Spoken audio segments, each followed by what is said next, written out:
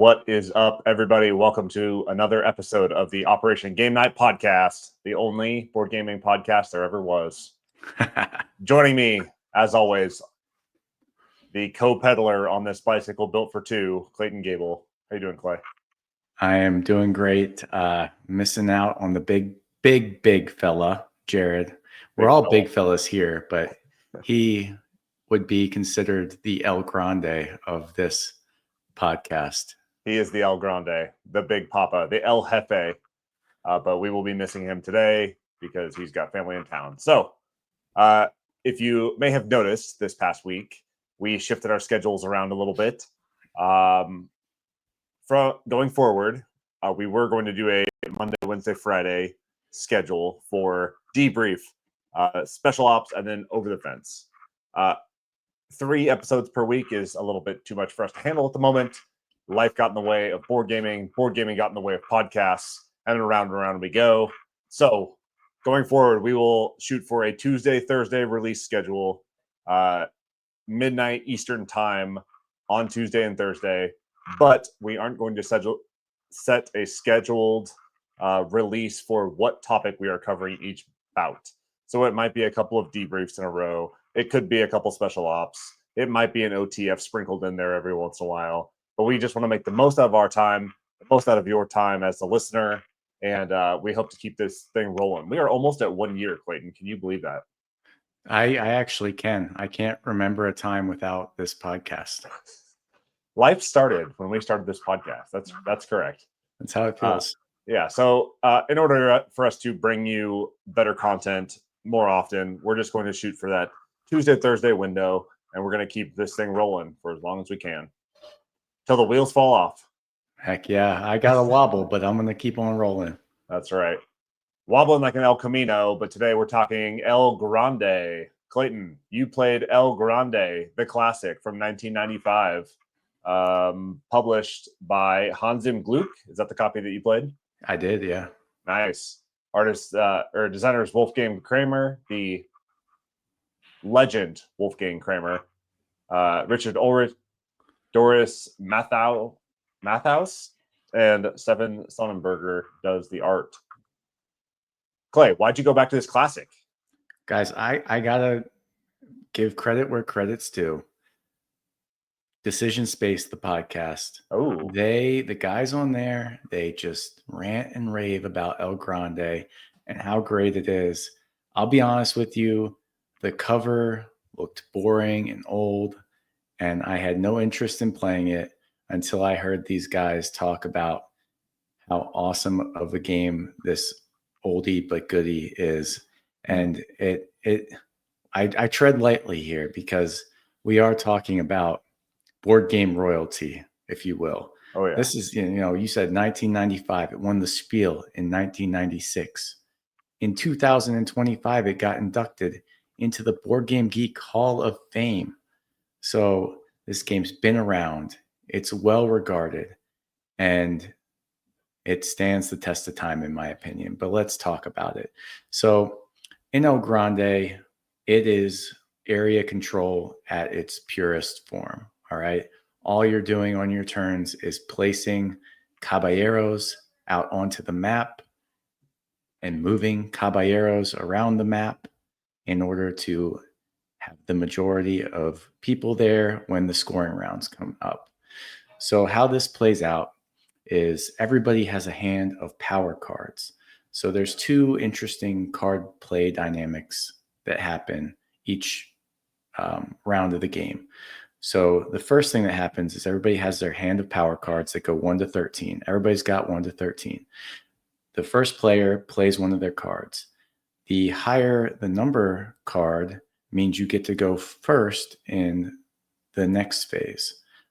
But you also get to add less caballeros to your court. So there's a province where it's kind of like the general supply of your caballeros of your color. And then to get those into your court, where you can then eventually place them onto the map, you have to play power cards that get them into your court. And so if you play a high power card, you may get to get your first pick of the next phase, but you're getting less caballeros into your court to place out onto the map. So everybody goes around, plays their numbered power card, and then the next part happens where you get to pick one of the available action cards. So these action cards also have a tension in them where there is an action that is beneficial to you, but they also are dual purpose in that you do the action and then you get to place X amount of caballeros out onto the map. So, the card that's always available is the king card. So there's a king out on the map that travels around and around the map, and wherever he is on the map is like a lockdown region. No caballeros go in, no caballeros go out. But if you have control of the king's region when the scoring phase comes around, you get an extra 2 points. So it creates this interesting tension there. But that card, that action card, lets you move the king wherever you want and place 5 caballeros out onto the map, as long as you're not placing them into the king's region. But they have to go adjacent to the king's space, correct? That is correct. Yep. Good call. Yeah, not wherever you want, adjacent. Yeah. Okay. So you're playing your power cards, then you're taking turns picking an action card and taking the action and placing meeples on the map. Some of the other actions that might come up are, scoring action cards, which let you, let's say score all 4-point regions. So if you currently had majority in a lot of 4-point regions, you might opt to take that card instead of maybe the king's card and score all 4-point regions because you're going to get more points than everybody else for that.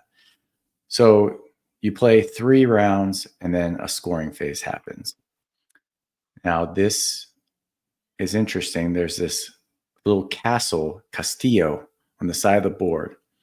And I didn't mention it before, but when you're placing your caballeros on the map, you can always place caballeros into this castillo. And the castillo, at the beginning of the scoring phase, you reveal it. And I mean, you can try and count who's putting what in there. I never was very good at that, but you reveal it. It's fun. Whoever has the most scores, 5 points, second most 3 points, third most 1 point. And then you take a little secret dial and you put it to whatever region on the map you want. And you can send those caballeros that were in the castillo out to double dip on the map and influence another region. Again, it's not the king's region. You can't go in or out of that. That rule is pretty steadfast. Yeah. So you do that before the scoring round starts. So you get that fun reveal. You get to, maybe jockey to get control of another region. When you just go by the numbers, everybody's getting points for the different regions. End of that, you start another 3-round sequence of playing your power cards, playing your action cards, jockeying for position around the map, another scoring round. You do that all one more time, and it's the end of the game. Whoever has the most points wins. But the weight on this, it said like 2.9 maybe. I think it's a bit high for like teaching. It's pretty simple. You tell somebody to play a power card and then they pick an action card. Sure. It's not a complicated game to teach, but the implications of those decisions when you might want to, go low so that in the next round you can be the first player to play your power card and you throw out the 13. So now you can move the king to the region where you already have the most presence and you're going to get that extra 2 points. And another bonus you can get is the namesake. You have an El Grande, and you also get 2 points if you are the winner in the region where you have your El Grande. If you're not the winner in that region, it does nothing for you. So it kind of like gives you a little bit of focus of like, all right, my El Grande's here. I need to try and, win that region every time. So I'm not missing out on those 2 points. And that kind of stays put. There are some action cards that let you move it about. I'm trying to think of some of the other actions. I mean, it's a mean game. You can move other people's caballeros around the map. You can take their caballeros off the map. So I think like the two the action deck is split up into the 5 different sets, and each set kind of has its own like unique flavor to it.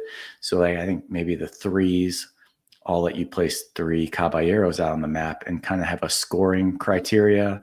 Yeah. The 4s might, let you do some special action. The 2s are something mean usually, where you can, you only get to place 2 out, but you can really screw somebody else up.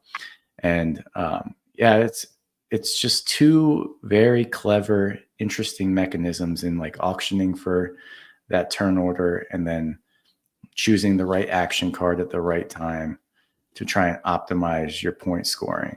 Yeah. And I just had a blast with this game the 3 times I played it. So this game, I've heard it discussed for years and years and years on every board game podcast there is, okay? It's always been like a blind spot for me. I have never actually played El Grande. Now that you went back to it after listening to the analyses from the Decision Space podcast, did you have a new appreciation for it? Like, what specifically were they hitting on that made you interested on going back to this one? They really have an appreciation for the dynamics that come out in those action cards, and knowing when to play your, keeping that 13 power card around is a big deal, because you can assure yourself that you get the card you want, but also playing the low card, that is going to get you a lot of caballeros into your court that you can then place out. So they just really love that tension there. And also, just the interaction with players. There's nothing you're doing that is not completely engaging with everybody else you're playing with. Every move somebody makes is reshaping the map in some interesting way that causes you to have to rethink what you might want to do. Okay. And this is the shoulders that all area control games that have come after have stood upon, and it does it purely and it does it well. And for my money, like, area control isn't like a genre of game that I was in love with, but after playing this a few times, I really gained an appreciation for this mechanism and just that jockeying and flow, and trying to eke out a point here or a point there by even winning's great, but are you setting yourself up to get second and third in some of the other regions, or are you not considering that because you're too focused on winning this one that is the highest scoring region, and everybody's fighting over that one? But meanwhile, there's this one over here, and now an action card came out that lets you place a new scoring tile on it. Yeah. So that's another thing you can do. Like, oh, now this region's worth 6 points instead of 4 when you win it. So yeah, it's so simple, but it's so deep, and it's mean, and it's interactive. It's what I enjoy in a board game right now. I'm in a phase where the head's down, just like trying to build my own tableau or engine is, it's not what I want to do when I'm sitting down to play a board game. I want to be involved with the other players like this, and you're involved with each other in El Grande. There's no avoiding it. So I feel like the actual mechanisms of the game, like bidding for turn order and the area control and the unique action cards that you're playing, all of that, maybe it was new in 1995, right? This is like the big boom, the big bang for board games is right around this time, right? Like, this is when like publishers just started going crazy. I feel like these mechanisms have been done since, but this one seems to have the staying power, right? Like, everyone refers back to El Grande as like the gold standard for this type of area control type mechanism. So what is it about this game specifically that makes it stick around when others have come after this and iterated on this over and over and over again? I think Well, it's definitely not the artwork and theme, at least for me. Even though this new version looks a little nicer and you get, actual meeples instead of the cubes from the old version. I don't know. Yeah, like I said, I heard about this game. I knew it was an important game, but I saw it on the shelf for years and I was like, there's no way I'm playing that thing. It looks boring as hell. But yeah, I think it's just the purity and simplicity of it. Like they didn't tack on a bunch of extra stuff to try and, make it more complicated or, just mechanisms for mechanism's sake. They said, we're going to do an auction for turn order. Then you're going to play a power card and put your people out. And there's enough meat on that people can really get something out of it. And another thing that the decision space folks really talked about that might have pushed me over the edge when I heard them talking about it, I was like, oh, that actually sounds pretty fun, was that Castillo. Mm-hmm. I touched on it briefly in the gameplay, but it is such a fun piece of the game where, it's a very knowable game 95% of the time. But then when you put those, meeples in the Castillo and everybody is trying to think like, where is Travis going to send his? Yeah. Where should I send mine? Because, you mess that up, you're forfeiting any number of points. You think you're going to go somewhere and get first and also have your Grande there and have the king, and you misjudge it. And Travis sends out, more meeples there than me. And now all of a sudden I wasted that huge opportunity to like double dip from the Castillo. Yeah. And it can hurt. And so it's that type of, it's not perfect information. And I like that. It's a perfect like distillation of game theory, right? Like, I think that you are going to this space here, but do I send my space there? Do I send my people there? Do you think that I know that you're sending your people there so that you change and then you get like something completely uncontested? It's like this perfect distillation of game theory down into like a secret dial that you get to adjust to say, I want to send my people here for control. So yeah, man, that's so clean. I love that. That dial comes up too in some of the action cards, which is a lot of fun. Like everybody has to select a region on their dial and then they have to remove all their people from it. So you're like, like that's one of the mean action cards somebody can pick and, just to mess with everybody else. But yeah, I played this on Board Game Arena too. Not quite as fun as in person and just the flow of the game. But why I don't know why I even speak on Board Game Arena, because I've never once been like, yes, I love that play of a game on Board Game Arena.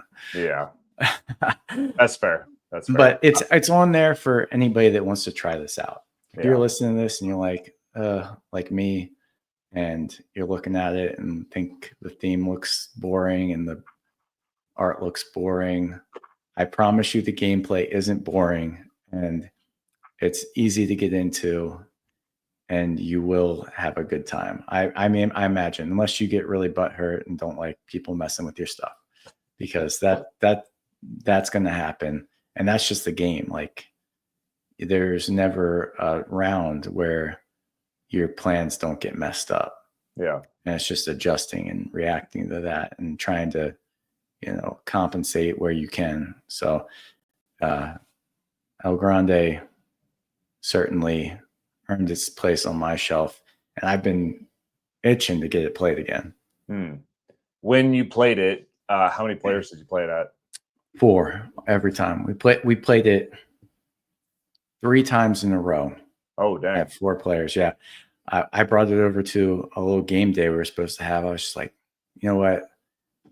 I was leaving Colorado. This was like the week before I was leaving, and I heard Decision Space on this. I had just listened to their like deep dive in it. I was like, all right, I'm going to get it. And I'm going to take it this game day because this might be the last chance I have to play this game for a long time. And we played it once and everybody was like, whoa, that was fun. It was like, maybe 45, 60 minutes at 4 players. And then we played it again and everybody was, oh, that's really good. And then we played one more time. And And as soon as I left, I had gotten a Board Game Arena invite by all the people that played it. So, I mean, it was a hit with all those players. I mean, they're the type of people that like that kind of interactive game, though. Yeah.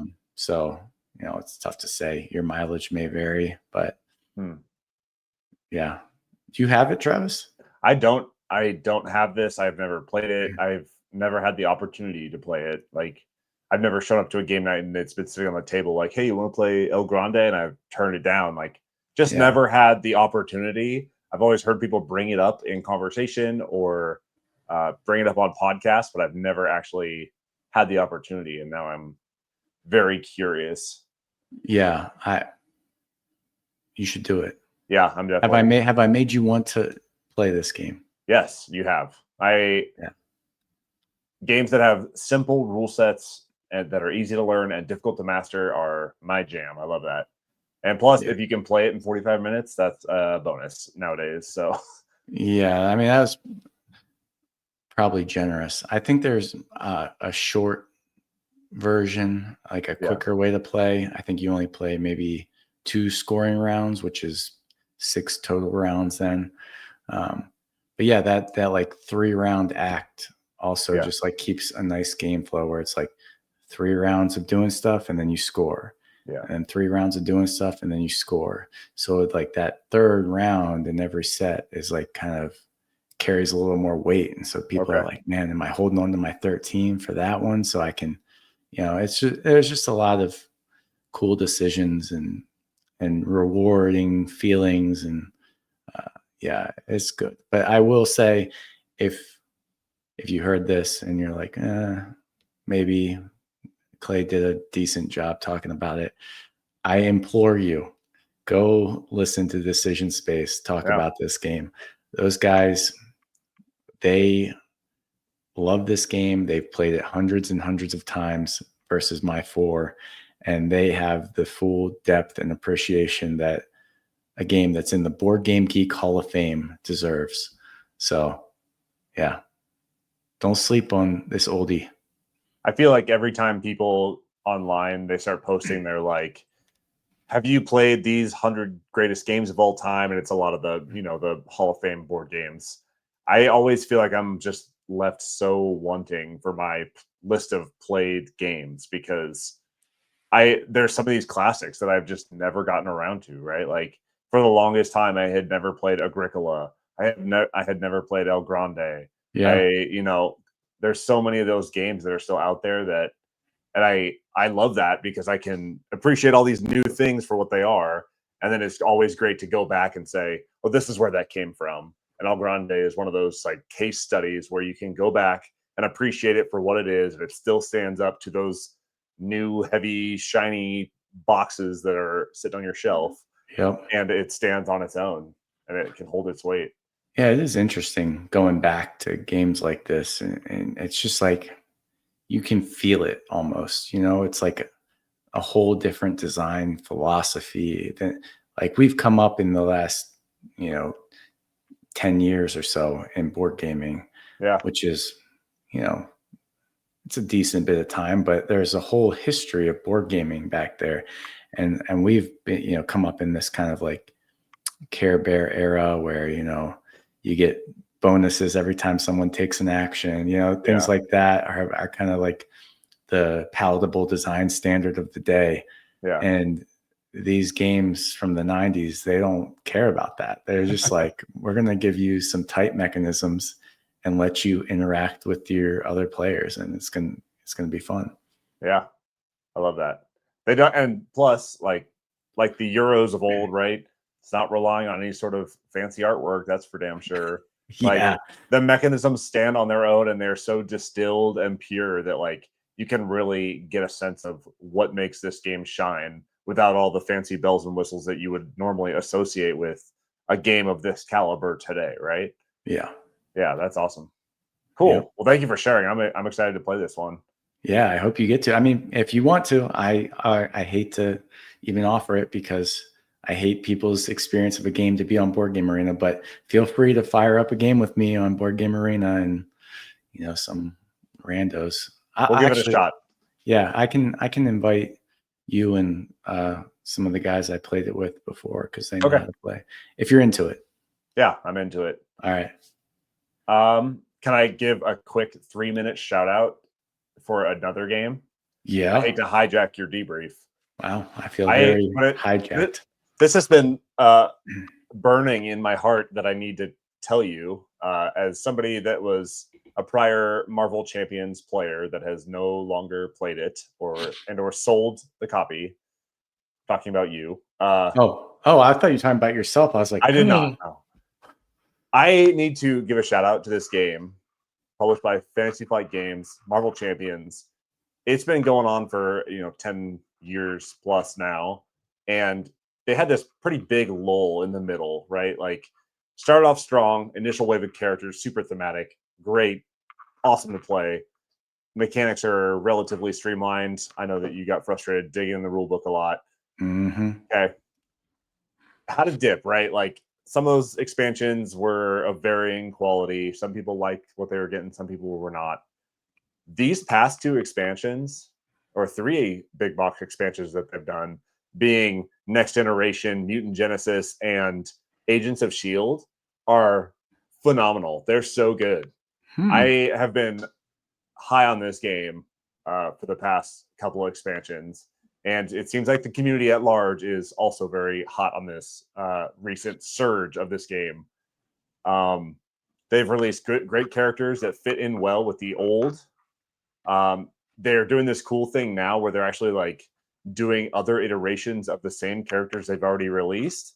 So like wave 1, you had a Black Panther that was a release that was like T'Challa. Mm-hmm. Now they did Black Panther that is Shuri that plays completely different. So you could potentially have like two Black Panthers that work alongside each other. And the big thing that they introduced was the aspects that you can assign to characters. So like in X-Men, right, you have a team of X-Men that are all fighting against the forces of evil. And amongst those X-Men, they each fill different roles. So previously you had like your justice, your protection, your aggression, like those kind of suits almost of characters. Now you can assign them roles. So like if I have Cyclops, I can make him justice and I can make him the leader of the group. And that leader has different play between the different aspects of the different characters. It's kind of a lot. It's a lot to manage. It just sounds like more complicated than Yeah, I even needed it to be. But it's a lot. It's a lot. If you're in the world, like that's cool. Like that's. I just wanted to give a shout out because this game, it sometimes floats up into the hotness when they release these new expansions. But if you're looking to get into this now, these most recent expansions, the X-Men ones and now the Agents of S.H.I.E.L.D., are like better than they've been since the beginning. And the characters that they are releasing are great if you have any reverence for X-Men. So I had to give a shout out since we finished early with El Grande for Marvel Champions. Wow. Couldn't be more different. Could not be more different. You want to get bogged down in a rule book, Marvel Champions is your path to glory. But man, I'm excited to play some El Grande now. I'm going to fire that up right after we get off of this. All right, buddy. Let's shut her down. Let's shut her down. For Operation Game Night, I have been Travis. He has been Clay, and we're out.